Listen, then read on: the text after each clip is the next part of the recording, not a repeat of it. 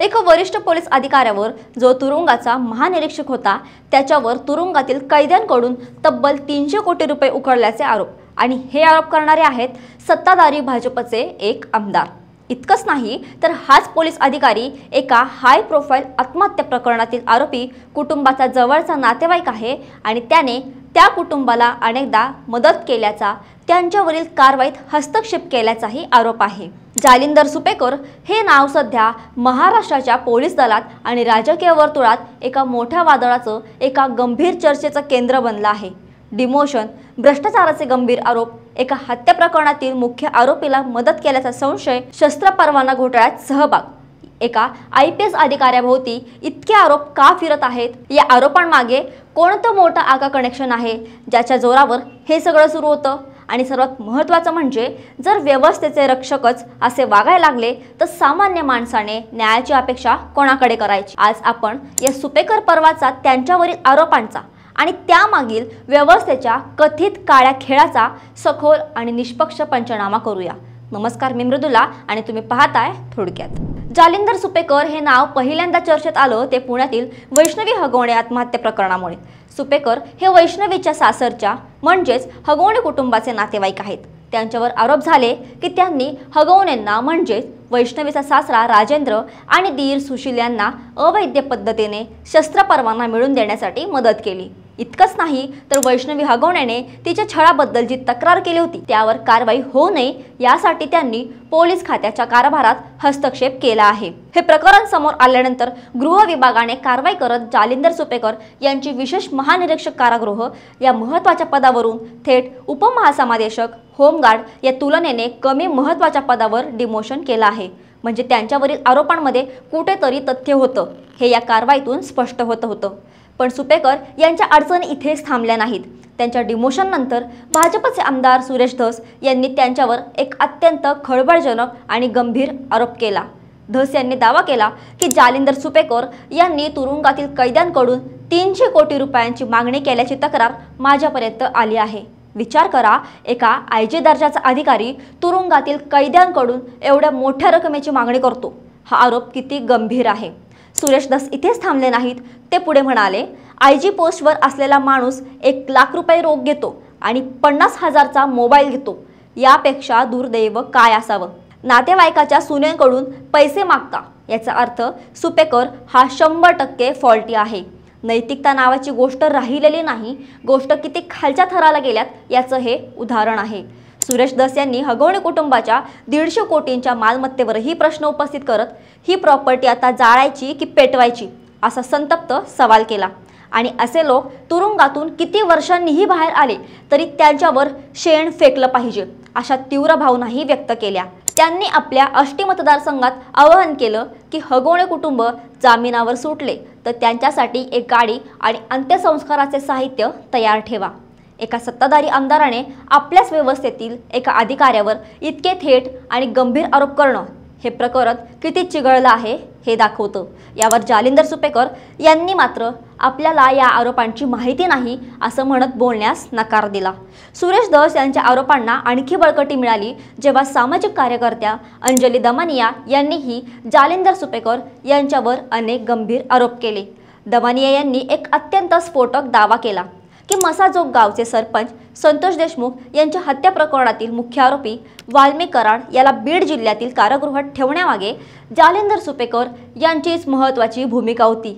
याचा अर्थ सुपेकर हे केवळ हगवणे कुटुंबालाच नाही तर वाल्मिक कराड सारख्या गंभीर गुन्ह्यातील आरोपीलाही मदत करत होते का?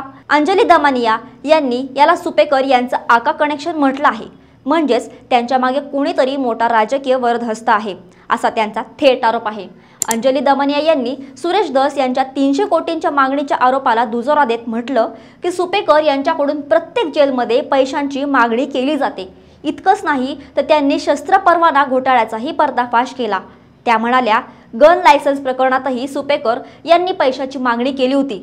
सुपेकर आणि पुण्याचे तत्कालीन पोलीस आयुक्त अमिताभ गुप्ता या दोघांनी शस्त्र परवान्यांचे वाटप करण्यात प्रचंड प्रमाणात पैसे खाल्ले आहेत। मुख्यमंत्र्यांनी याची चौकशी लावली आहे।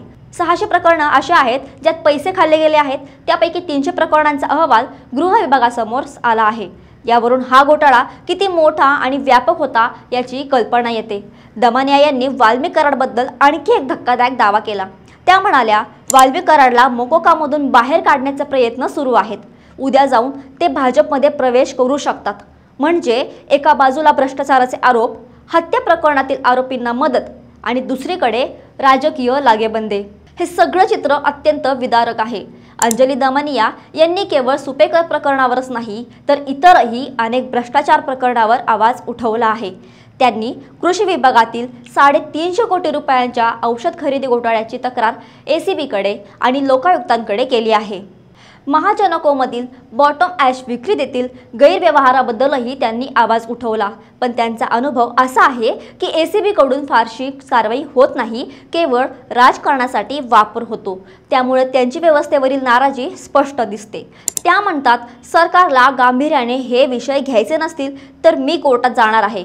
आता या सगळ्या आरोपांच्या पार्श्वभूमीवर काही मूलभूत प्रश्न निर्माण होतात। जालिंदर सुपेकर यांच्यावर इतके गंभीर आरोप होऊनही केवळ डिमोशन पुरेसे आहे का? त्यांच्यावरील आरोपांची सखोल आणि निष्पक्ष चौकशी होणार का? सुरेश धस यांनी केलेला 300 कोटींच्या मागणीचा आरोप आणि अंजली दमानिया यांनी त्याला दिलेला दुजोरा याकडे पोलीस दल आणि सरकार गांभीर्याने पाहणार का? शस्त्र परवाना घोटाळ्याची जी चौकशी मुख्यमंत्र्यांनी लावली आहे त्याचं काय झालं? त्यातील दोषींवर कारवाई कधी होणार? वाल्मी कराडसारख्या आरोपींना मदत करण्यामागे सुपेकर यांचे आका कोण आहेत? ते आका कायद्याच्या कचाट्यात येतील का?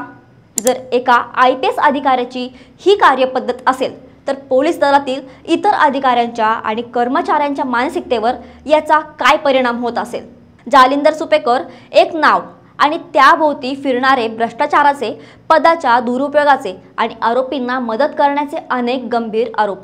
300 कोटींची मागणी, हत्या प्रकरणातील आरोपीला सोयीच्या तुरुंगात ठेवणं, शस्त्र परवाना वाटप घोटाळा, हे आरोप जर खरे असतील तर हे केवळ एका अधिकाऱ्याच्या वैयक्तिक भ्रष्टाचाराचं प्रकरण नाही, तर ते आपल्या व्यवस्थेतील एका मोठ्या खोलवर रुजलेल्या आजाराचं लक्षण आहे, जिथे पदाचा दुरुपयोग करून कथित आकाच्या आशीर्वादाने कायद्यालाही आपल्या सोयीनुसार वाकवलं जाऊ शकतं, अशी भीती सामान्य माणसाच्या मनात निर्माण होते। सुरेश धस आणि अंजली दमानिया यांनी जे प्रश्न उपस्थित केले आहेत, जे आरोप केले आहेत, ते अत्यंत महत्त्वाचे आहेत आणि त्यांची दखल घेणं गरजेचं आहे। या प्रकरणाचा शेवट काय होतो? जालिंदर सुपेकर यांच्यावरील आरोपांची निष्पक्ष आणि सखोल चौकशी होते का? आणि यामागचे खरे आका कोण आहेत हे समोर येतं का? यावरच सामान्य माणसाचा कायद्यावरील आणि पोलीस दलावरील उरलासुरला विश्वास अवलंबून असेल। पण एक गोष्ट मात्र नक्की, या सुपेकर पर्वाने महाराष्ट्राच्या प्रशासकीय आणि राजकीय वर्तुळात एक मोठं वादळ नक्कीच निर्माण केलं आहे। आता हे वादळ कोणाकोणाला कवेत घेतं आणि यातून काहीतरी सकारात्मक निष्पन्न होतं का हे पाहणं महत्त्वाचं ठरेल। तुम्हाला या संपूर्ण प्रकरणात काय वाटतं? आम्हाला कमेंटमध्ये नक्की सांगा। महत्त्वाच्या घडामोडींसाठी थोडक्यातला फॉलो आणि सबस्क्राईब करायला विसरू नका।